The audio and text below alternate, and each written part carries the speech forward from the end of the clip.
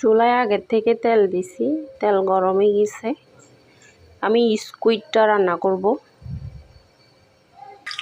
পেঁয়াজ কুচি, 3টা কাঁচামরিচ একটু ছেঁচে নিছি ঝাল হওয়ার জন্য, যে যেরকম ঝাল খেতে চাই।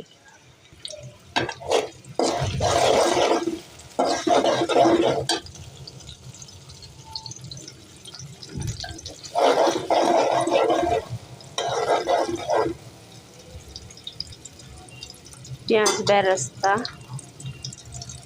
করে ফেলবো একটু ভেজে ভালো করে, বেশি বেরেস্তা না, মানে হালকা কালার হয়ে গেছে পেঁয়াজ।